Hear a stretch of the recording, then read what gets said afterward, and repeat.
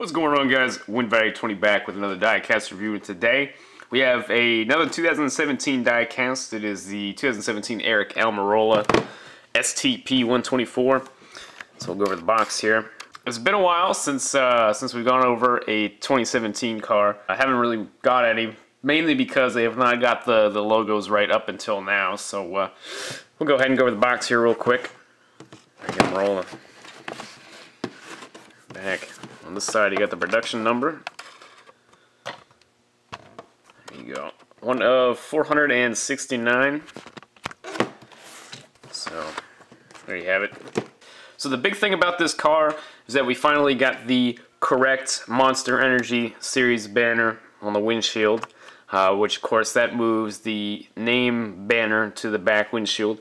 And we also got the correct Monster Cup Series logo on the contingency panel. So we'll start from the front here.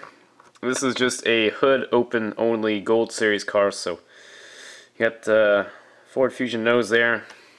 STP. This is a pretty nice diecast, so I gotta tell you that. Colors are pretty nice. Really cool scheme. STP cars are usually pretty darn cool. But this is one of the big reasons why I bought it. This was the, like I said, one of, I think, only 2 cars for the 124s that now have the updated Monster stuff. I think they released a Kurt Busch Monster Energy car with the correct logos. But yeah, I don't know what it is, but I just think the cars, the diecasts, even the Cup cars, I think the Monster logos look great on the car, especially the diecast. I don't know what it is. It just, this part right here, the banner, it just fits perfectly in my opinion. I don't know. I think it looks great. The Monster Energy logo. The only thing is, I don't know, I thought about maybe it would look a little bit better if they took away the manufacturer logos there on the corners. But I don't know. Even still, I think it looks great. And we'll get down here to the side so you can see the Monster Energy, the Contingency logo. So there you go. There's another reason. I'm a big fan of all the Monster Energy logos they got on the cars. I think they all fit really well, especially this one here on the Contingency. You know what? It's I don't know, maybe it's because you got the rectangle kind of look to it, but obviously it fits a little bit better than maybe the Sprint Cup logo did. I don't know, it's just clean looking.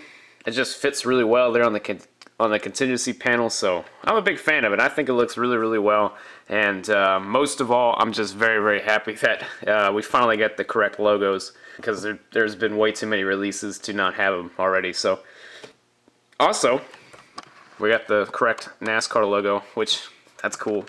So yeah, 3 updated logos, I'll take it. But pretty much on to the rest of the car here. All the way to the back. Go ahead and go to the top. So you got 43. So the roof flaps. So yeah, apparently the Gold Series cars do pretty well sales-wise. I know just basically because they're cheaper down from like they're like $45 now. You know, it's not too terribly bad. It sucks. I'm always a big fan of detail and, you know, just getting everything possible. But, you know, if you're not really going to get that much detail out of the $60 like Platinum Series or whatever they call them now cars, then might as well just make all of them Gold Series cars until you can figure out how to make just the one series of detailed cars. Because really the Elites aren't all, I mean, the Elites have about the same detail as they usually have, except for the engine detail is still going down in those too. So I don't know. They've got some figuring out to do, because when it comes to this is, oh yeah, I mean, this is one hood open only car away from the Winter Circles cars they used to have at Walmart that you could pick up for like $20, and there's nothing open on that car. It was just kind of like a plastic 124, and that's about all this is. Almost, not quite there yet, but almost. So I still think the price ought to go down on these from, I mean, maybe a little bit. I think $45 is still a little ridiculous for these Gold Series hood open onlys.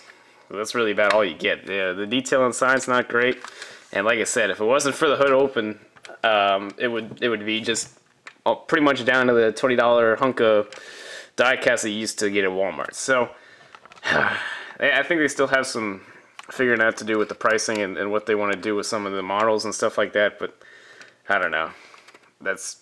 I could talk about that for a few hours, but we'll go ahead and get on to the rest of the car. Of course, you got the plastic window net.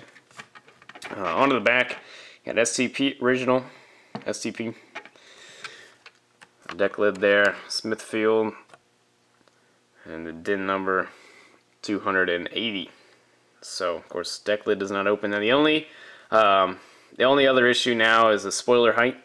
Apparently that ought to be fixed eventually. I know they showed the Toyota prototypes with the updated spoilers, so I would assume we'll get those about the same time. Hopefully, I don't know when, but hopefully here soon. And of course, the name now has moved back to the back windshield. I don't know how I feel about that, because honestly, I was a big fan of it being on the front. I still think that's where it should be, but at the end of the day, I don't know. I still really think the Monster Energy banner looks really good as well. So I'm kind of torn. Either way, I don't know. I don't know. I just think the car looks pretty slick with the Monster Energy stuff on there. I don't know what it is. I think it just looks pretty clean, and I'm a big fan of it. So that's just me. Let me know what you guys think of it.